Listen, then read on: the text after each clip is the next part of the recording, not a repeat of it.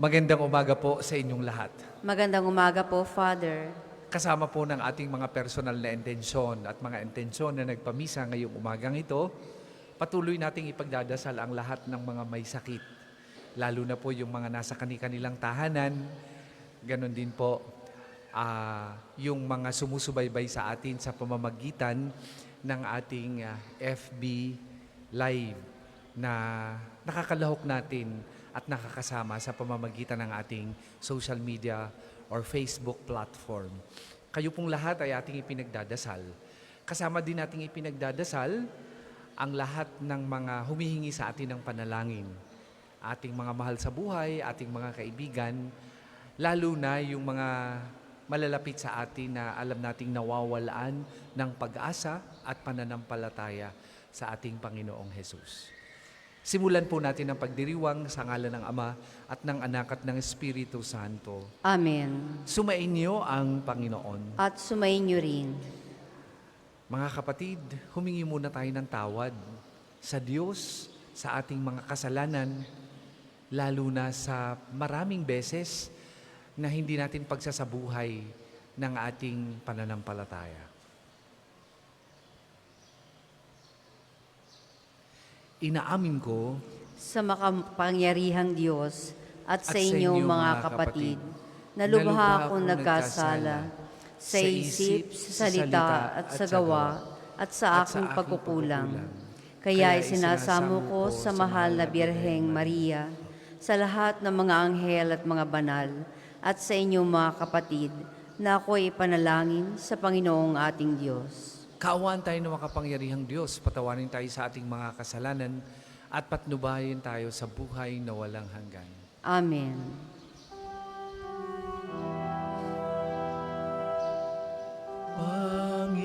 Panginoon, kaawaan mo kami.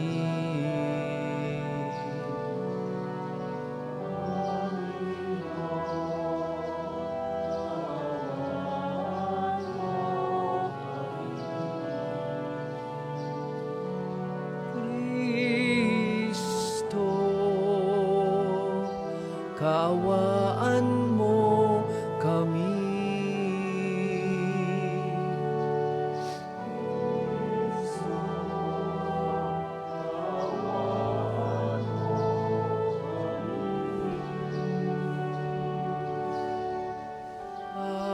Panginoon, kaawaan mo kami.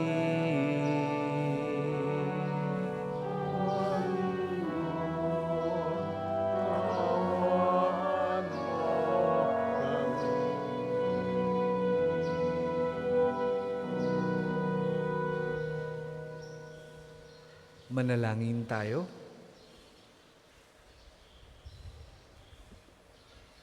Ama naming makapangyarihan, ang iyong sambayanan naway tuwangan ng ulirang pamumuhay at pagdalangin ni Santo Domingo. Maging tagapagtaguyod nawa sa aming katapatan sa iyo, ang namuhay bilang tagapangaral ng maasahang katotohanan mo, sa pamamagitan ng Jesucristo kasama ng Espiritu Santo, magpasawalang hanggan. Amen.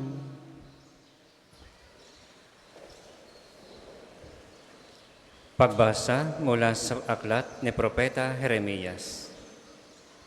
Sinasabi ng Panginoon, darating ang panahon na gagawa ako ng bagong tipan sa Israel at sa Huda. At ito hindi gaya ng tipang ginawa ko sa kanilang mga ninuno, nang ilabas ko sila sa Ehipto. Bagamat sumira sila sa kasunduan namin, nagtiyaga ako sa kanila. Ganito ang gagawin kong tipan sa Israel. Itatanim ko sa kanilang kalooban ang aking kautusan.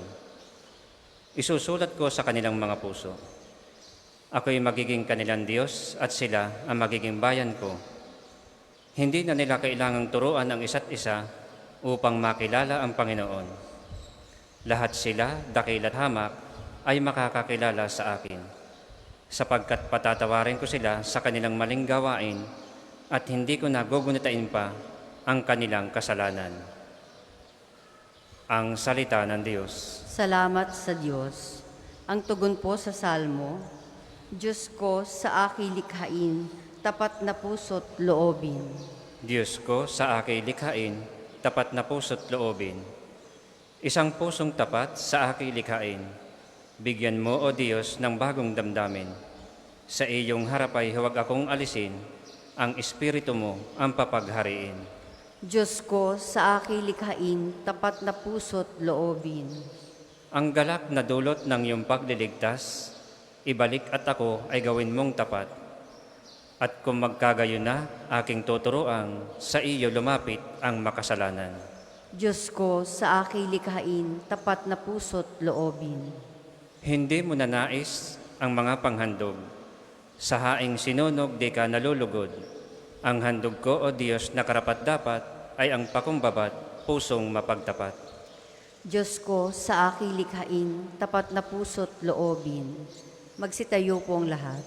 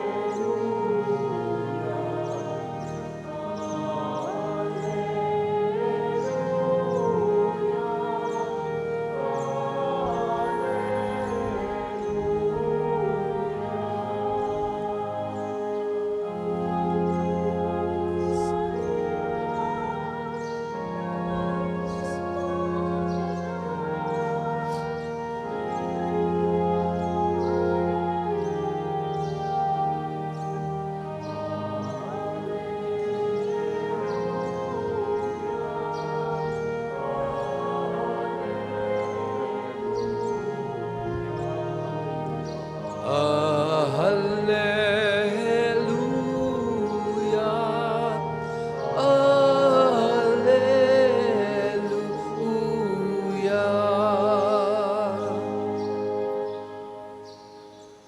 Sumainyo ang Panginoon. At sumainyo rin. Ang mabuting balita ng Panginoon ayon kay San Mateo. Papuri sa iyo, Panginoon.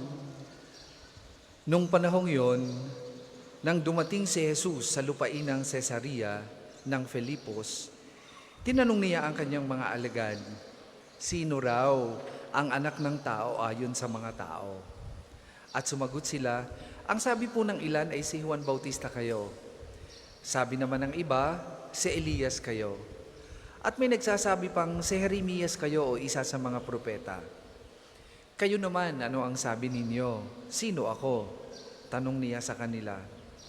Sumagot si Simon Pedro, kayo po ang Kristo, ang anak ng Diyos na buhay. Sinabi sa kanya ni Jesus, mapalad ka Simon na anak ni Jonas, sapagkat ang katotohanan ito'y hindi inihayag sa iyo ng sino mang tao kundi ng aking amang nasa langit.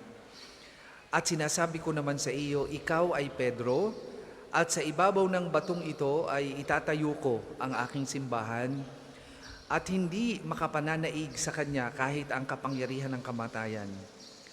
Ibibigay ko sa iyo ang mga susi ng kaharian ng langit, at ipagbabawal mo sa lupa, ang ipagbabawal mo sa lupa ay ipagbabawal sa langit, at ang ipahintulot mo sa lupa ay ipahihintulot sa langit. At mahigpit niyang tinagubilin ang kanyang mga alagad na huwag sasabihin na siya ang Kristo. Mula noon ay ipinaalam na ni Jesus sa kanyang mga alagad na dapat siyang magtungo sa Jerusalem at magbata ng maraming hirap sa kamay ng matatanda ng bayan, ng mga punong saserdote at ng mga iskriba, at kanilang ipapapatay siya.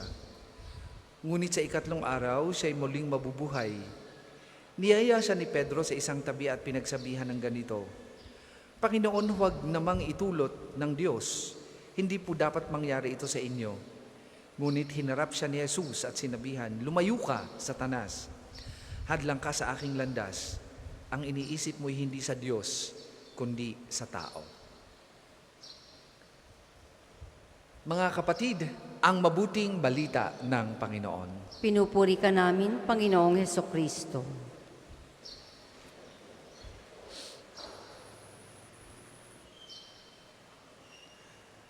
Marahil, hindi pa nakararating sa inyo o hindi nyo pa napapanood sa social media Yung isang napakagandang simbahan sa bansang Europa, di ko lang sigurado kung anong bansa yon, pero sigurado akong sa Europe yon kasi iba ang lengguwahe. Kung di pa ako nagkakamali ay France o hindi ako sigurado kung France, basta isang bansa sa Europe na isang napakagandang simbahan. Hindi siya ikinonvert na museum. Ginawa siyang restaurant. Imagine ninyo ang Cathedral ng Lipa, o imagine ninyo ang Manila Cathedral, o imagine ninyo yung inyong cathedral sa inyong mga dioceses, o yung Metropolitan Cathedral ng Cebu. Ginawang restaurant. As in restaurant talaga. Tapos, pagpasok ng tao, ang tugtog ay mga Gregorian chant. Habang nagluluto, kumakain yung mga customers. Nakakapangilabot. Nakakapangilabot. Isang lugar na banal, ikinonsecrate para sa Diyos. Tapos ngayon ay nireduce sa restaurant.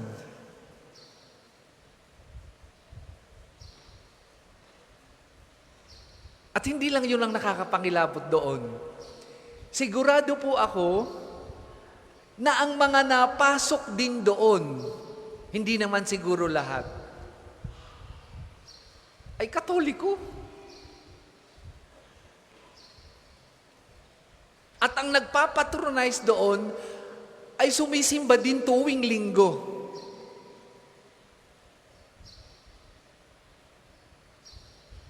Maaring hindi yan mangyayari sa atin sa Pilipinas, sapagkat iba naman yung konteksto ng ating pananampalataya dito.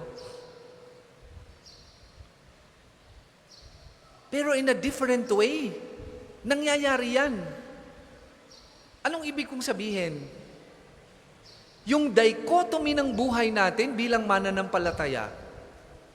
Pag tayo'y nasa loob ng simbahan, pinoprofess natin yung ating pananampalataya, pero paglabas natin, hindi na yan ang buhay natin. Iba na.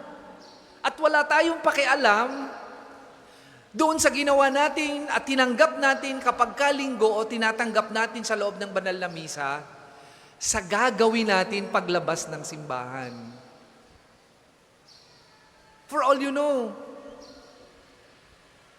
baka merong sumusubaybay sa atin ngayon o baka merong nandito tayo ngayon natatanggap ng banal na Eucharistia, ipoprofess ang pananampalataya, pero pagkatapos, anong gagawin? Kikitain ang kanyang kabit.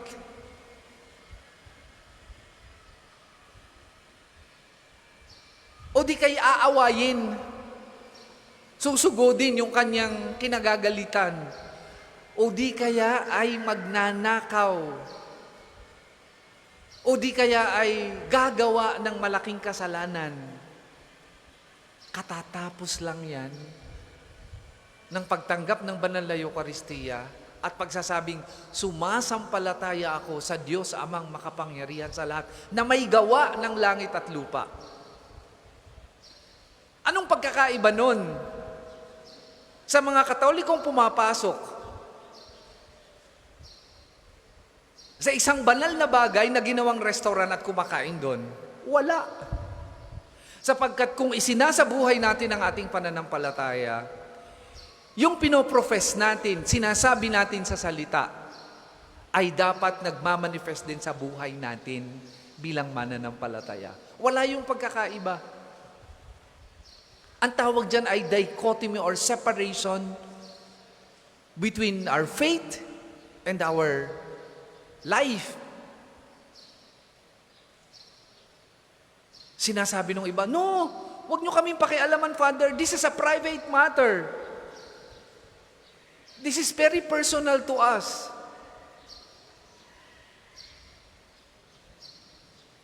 To a certain extent, yes. And the church respects that. Pero pagka ang buhay ninyo ay hindi akma, buhay ninyo ay hindi akma sa turo at aral ni Kristo, doon nagpapakapropeta ang simbahan. Na kinagagalitan ng mga marurunong di umano tungkol sa bagay na makadiyos. Alam nyo, yung narinig nyong faith confession ni Peter, you are the Messiah, Son of the living God. Hindi lang yung lip service. Hindi lang yung sinabi niya dahil gusto niyang bulahin si Kristo. Sinabi niya yon dahil siya'y naniniwala at ang kanyang paniniwala ay na-convert niya sa kanyang buhay bilang mananampalataya. Patunay, paano siya namatay? He died a martyr. Peter and the rest of the apostles, merong isa na hindi na-record kung paano ang kanyang pagkamatay. Pero, namatay na merong pagkaugma ang kanilang pananampalataya at yung kanyang buhay. Yung sinasabing sumasampalataya ako sa Diyos amang makapangyarihan sa lahat ay naisabuhay sa pang-araw-araw na ginagawa. At ganyan tayo mga kapatid, dapat bilang mga binyagan. Diyan tayo dinadala. Diyan tayo inaakay ng simbahan. Sapagkat kailanman ay hindi pwedeng tawaging tunay na Kristiyano at tagasunod ni Jesus ang ating buhay kung sa loob lang tayo ng simbahan mabait, kung sa loob lang tayo ng simbahan gumagawa ng mabuti at paglabas natin, parang walang pinagkaiba yung ating ginawa sa loob ng simbahan at paglabas natin ng bubong ng simbahan. Baka nga ang ilan sa inyo, sasakay pa lang ng sasakyan. May tumawag lamang, hindi nakapagtimpi, nakapagmura ka agad.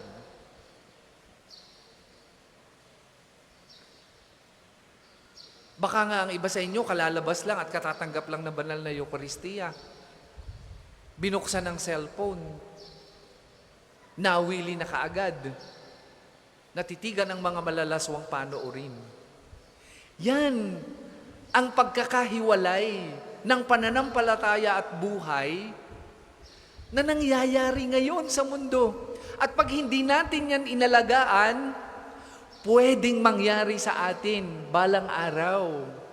At pag hindi natin itinuro, lalo na kayo bilang mga magulang sa inyong mga anak, na hindi dapat magkahiwalay ang pananampalataya at ang buhay, yung nangyayari sa Europa ngayon, na namamatay ang Kristyanismo, mangyayari din sa atin. At yan ang pinakamalungkot na mangyayari kung sakali sa buhay natin bilang mananampalataya. Nakakapangilabot. Tingnan, ng isang banal na bagay ay ginagawa ngayong negosyo, ginawang restaurant, an exchange of money.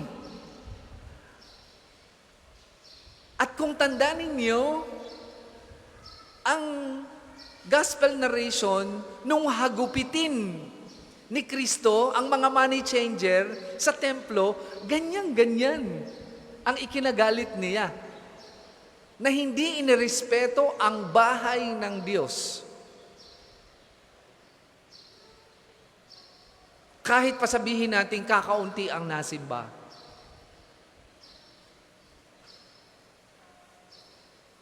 Kahit pasabihin natin kakaunti na ang Kristiyano sa lugar na yun. Kahit pasabihin natin kontrol ng Estado. yung bagay na yon, yung lugar na yon.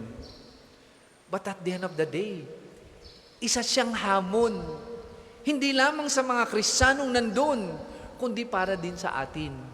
Para yung leksyon na natutunan nila doon ay maging babala naman para sa ating lahat. Upang tandaan natin ang katotohanang walang dapat paghihiwalay ang pananampalataya at buhay.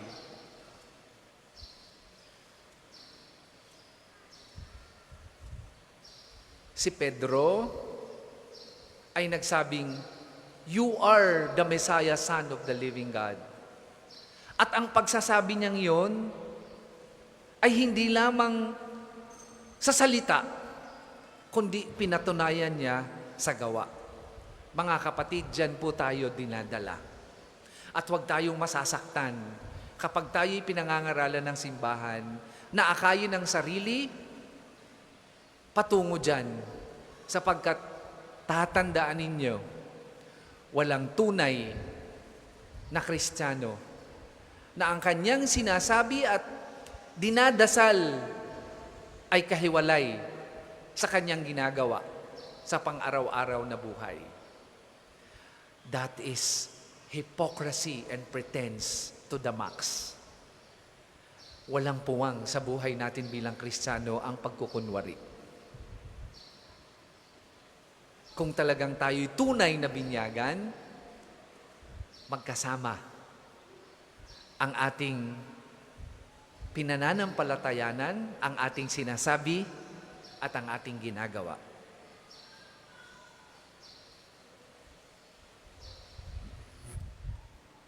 Para po sa mga maghahandog ng sobre, pakihulog na lamang po sa buslo.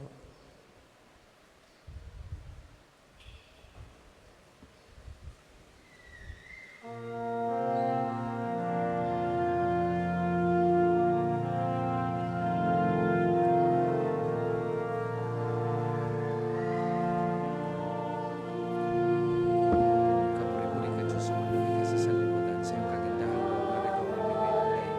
Mula sa lupa at kung ng aming pagawaan, tinapin ito para maging pagkain at bibigay.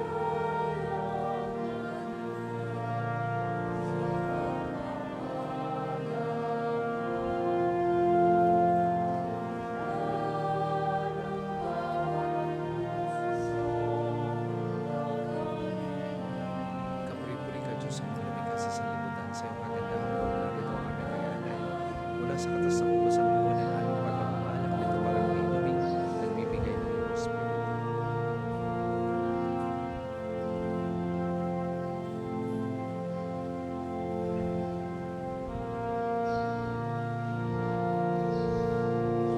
Magsitayo po ang lahat.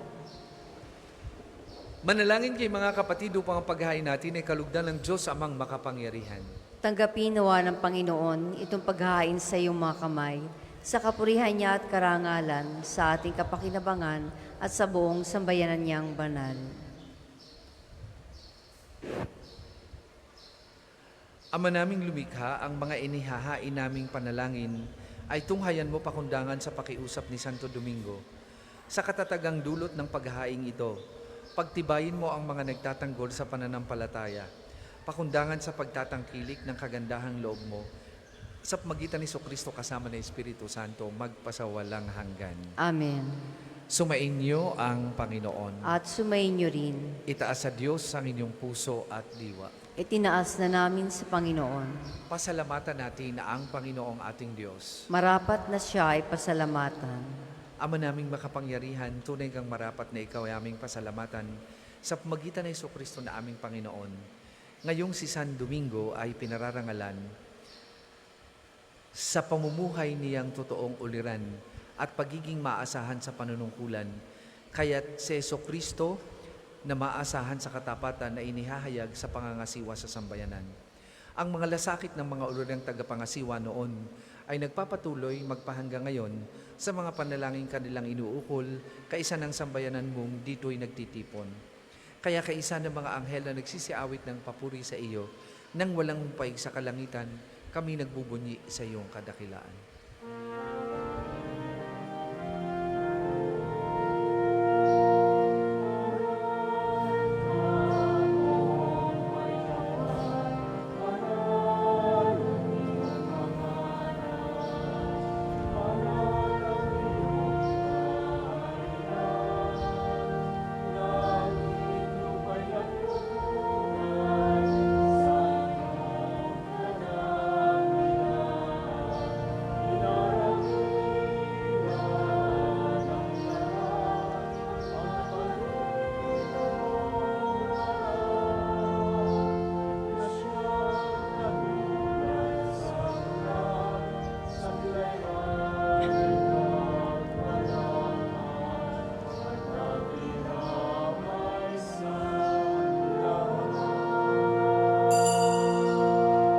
hindi po kayang lumuhod ay manatili pong nakatayo ng may paggalang. Ama naming banal, ikaw ang bukal ng tanang kabanalan, kaya't sa magitan na iyong Espiritu gawin mong banal ang mga kaloob na ito, upang para sa amin maging katawan at dugo ng aming Panginoong Hesukristo. Bago niya pinagtiis ang pusang loob na maging handog, hinawakan niyang tinapay. Pinasalamatan kanya, pinaghati-hati niya yon, iniabot sa kanyang mga alagad at sinabi, "Tanggapin ninyong lahat ito at kanin. Ito ang aking katawan na ihahandog para sa inyo."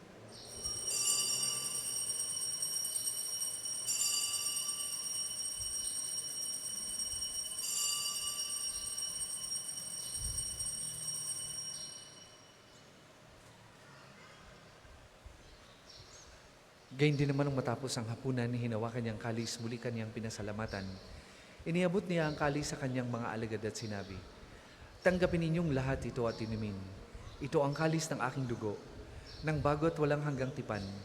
Ang aking dugo na ibubuhos para sa inyo at para sa lahat. Sa kapagpapatawad ng mga kasalanan, gawin ninyo ito sa pag-alaala sa akin."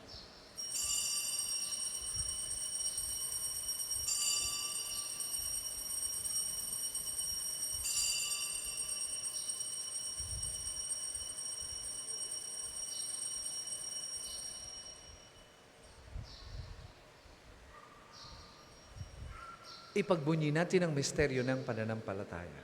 Si Kristo'y namatay, si Kristo'y nabuhay, si Kristo'y babalik sa wakas ng panahon. Ama, ginagawa namin yan ng pag-alaala sa pagkamatay at muling pagkabuhay ng iyong anak.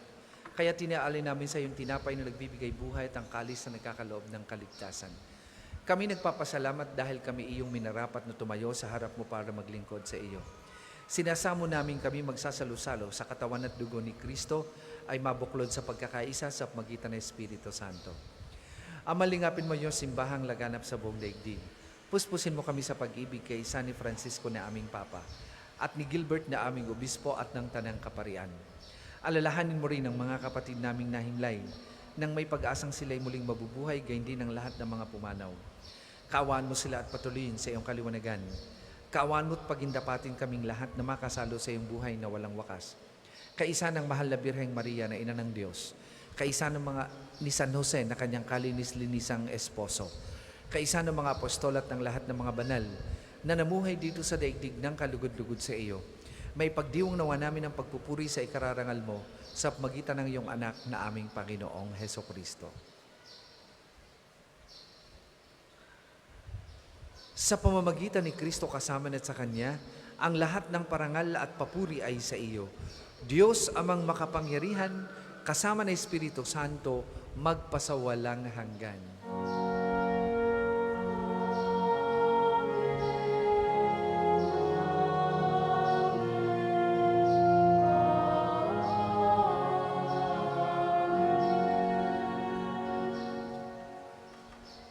Sa tagubilin naman nakagagaling na utos at turo ni Jesus na Panginoon natin at Diyos, ipahayag po natin ng lakas loob.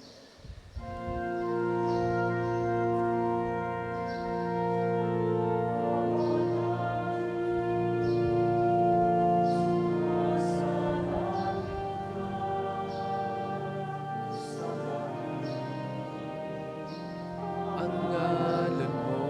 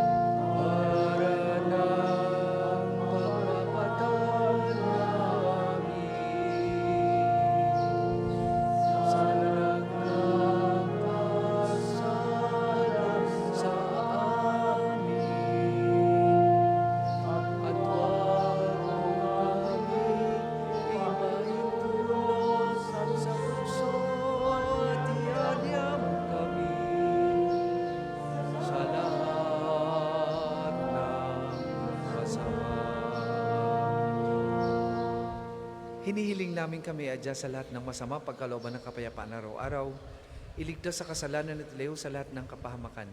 Samantalang aming pinananabikan ang dakilang araw ng pagpapahayag ng tagapagligtas naming si Heso Kristo.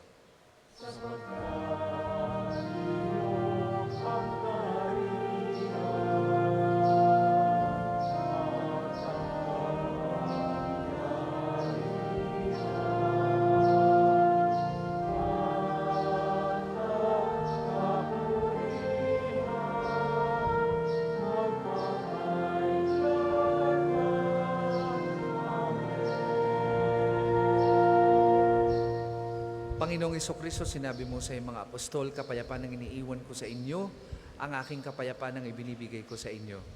Tunghayan mo ang aming pananampalataya at huwag ang aming mga pagkakasala. Pagkalooban mo kami ng kapayapaan at pagkakaisa ayon sa iyong kalooban, kasama ng Espiritu Santo, magpasawalang hanggan. Amen. Ang kapayapaan ng Panginoon ay lagi pong sumainyong lahat. At sumayin niyo rin. Magbigayan po kayo at maghangad ng kapayapaan sa isa't isa.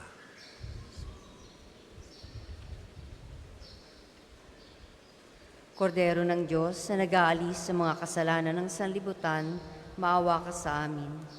Kordero ng Diyos na nag-aalis sa mga kasalanan ng sanlibutan, maawa ka sa amin. Kordero ng Diyos na nag-aalis sa mga kasalanan ng sanlibutan, ipagkaloob mo sa amin ang kapayapaan. Kung hindi po kayang lumuhod, ay manatili pong nakatayo ng may paggalang.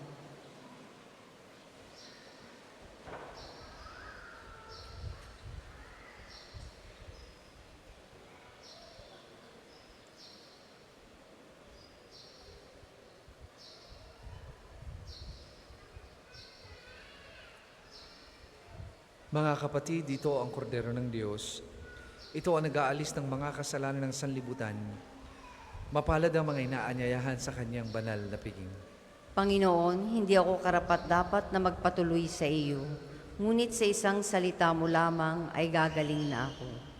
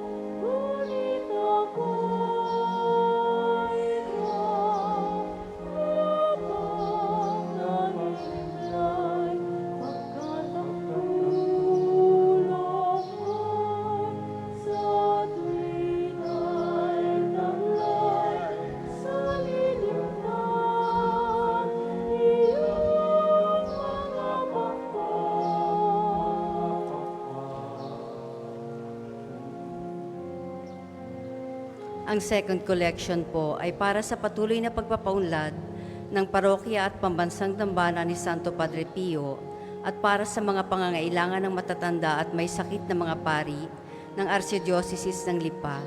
Salamat po sa inyong handog.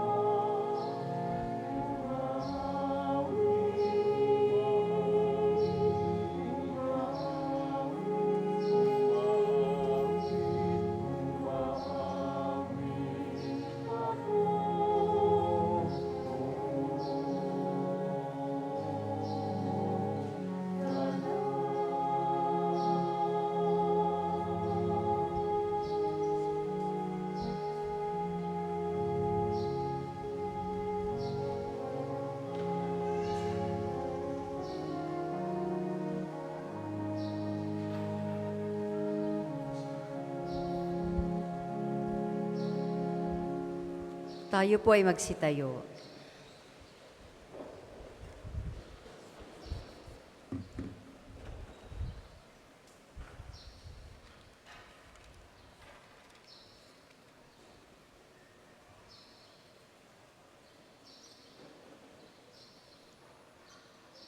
Manalangin tayo.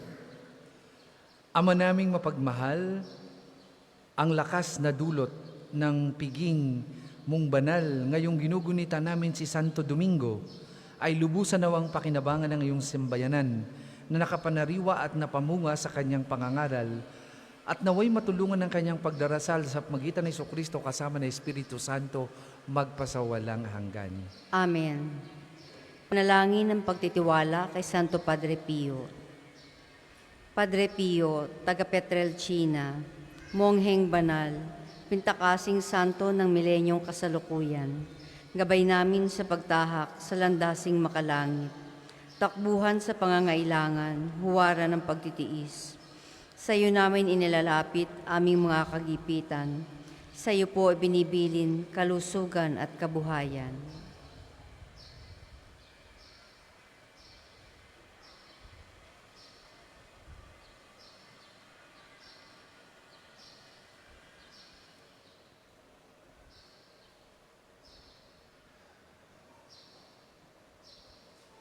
Di man karapat-dapat, kami po ay pagbigyan, bendisyonan at basbasan, maging ganap sa buhay. Lumayo nawa kami, umiwas sa kasalanan, lumapit lagi sa Diyos, maging matatag at matibay. Sa mabuting balita ng pagliligtas, turuan mo kami nawa. Sa tuwina ay makinig, magnilay at sumampalataya. Amin pong pakiusap itong mga kahilingan. Puso ay nagsisisi, nagtitikang taimtiman, di na muling magkasala, sunod lagi sa Diyos Amang, kaysa ng Espiritu at ni Jesus na tagapamagitan. Amen. Tayo po ay magsiupo. Mga patalastas, una, sa inyong pagdalaw sa pambansang dambana, mangyaring pakaingatan ang inyong mga personal na gamit. Hangad namin ang isang matiwasay at maayos na pagbisita sa National Shrine. Ikalawa, sa August 31 ay kumpilang pamparokya dito sa pambansang dambana. Sa mga kabataang may edad na 12 taon pataas, kayo po ay magpalista na sa opisinang ng parokya hanggang August 9 lamang. Magkakaroon din ng seminar ngayong August 10 sa Divine Mercy Sanctuary, maghapon para sa mga kukumpilan at umaga naman para sa mga magulang, ninong at ninang. Naway magabayan kayo ng mga gawaing makikita sa screen at sa FB page ng Dambana. Ang susunod pong misa ay sa ganap na 12 ng tanghali. Maraming salamat po at mangyaring panatilihin natin ang kalinisan, katahimikan at diwa ng pananalangin sa loob at labas ng ating mga simbahan. Magsitayo na po ang lahat para sa pagbabasbas ng religious articles.